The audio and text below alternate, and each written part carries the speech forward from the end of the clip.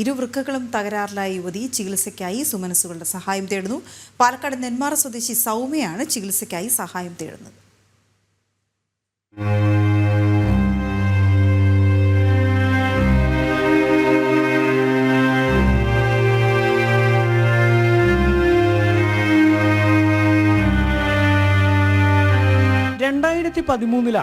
Nenmara NSS കോളേജിന് സമീപം താമസിക്കുന്ന സൗമ്യയുടെ വൃക്കയ്ക്ക് തകരാറ് കണ്ടെത്തുന്നത്. ഒരു വൃക്കയ്ക്കായിരുന്നു പ്രശ്നം. പിന്നീട് മരുന്നിന്റെ സഹായത്തിലായി ജീവിതം. 2019 വരെ ഇത് തുടർന്നു. എന്നാൽ കൊറോണ വന്നതോടെ മരുന്ന് മുടങ്ങി. പിന്നീട് വീണ്ടും മരുന്ന് ആരംഭിച്ചുവെങ്കിലും രണ്ടാമത്തെ വൃക്കയും തകരാറിലായി. നിലവിൽ ആഴ്ചയിൽ 3 ദിവസം ഡയാലിസിസ് നടത്തണം. മാത്രമല്ല ഉടൻ വൃക്ക മാറ്റിവെക്കണമെന്നാണ് ഡോക്ടർമാർ പറയുന്നത്.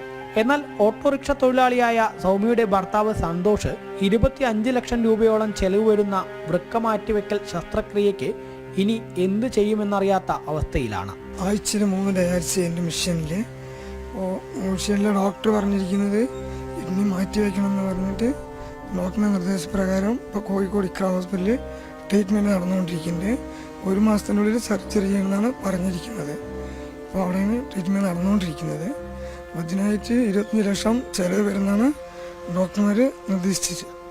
അപ്പോൾ അതിനായിട്ടുള്ള പോകുമ്പോൾ ഞങ്ങൾ കണ്ടെത്താനായിട്ടാണിപ്പോൾ ഇതിനുവേണ്ടി മുൻഗണന എടുത്ത് നിൽക്കുന്നത്. നമ്മൾ ജനകീയ സമിതി രൂപീകരിച്ചതിന് ശേഷം നമ്മൾ നോട്ടീസ് അടിക്കലും ഫ്ലെക്സ് അടിക്കലും മറ്റുള്ള കാര്യങ്ങളെല്ലാം ചെയ്തിട്ട് നമുക്കിപ്പോൾ ഏറെക്കുറെ വന്നിരിക്കുന്നതാണ് 1 രൂപൻ്റെ അടുത്ത് 1 ലക്ഷം രൂപയുടെ താഴെയാണ് കിട്ടിയിരിക്കുന്നത്.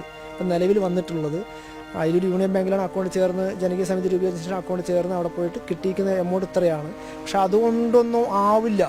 കാരണം 25 ലക്ഷം രൂപയ്ക്ക് മേലെ ബഡ്ജറ്റ് വരുന്നൊരു ശസ്ത്രക്രിയയ്ക്ക് വിധേയമാവുന്നതാണ് ഈ പേഷ്യൻ്റ്. അപ്പോൾ അതുകൊണ്ട് അവരെ കൊണ്ട് താങ്ങാൻ പറ്റാവുന്നതിലും മുകളിലാണ് ഈ ഒരു എമൗണ്ട്. കുടുംബത്തെ സഹായിക്കാൻ പൊതുപ്രവർത്തകരുടെ നേതൃത്വത്തിൽ അയിലൂർ യൂണിയൻ ബാങ്കിൽ അക്കൗണ്ട് ആരംഭിച്ചിട്ടുണ്ട്.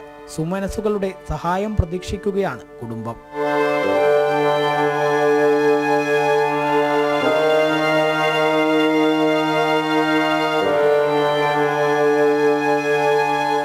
ജനം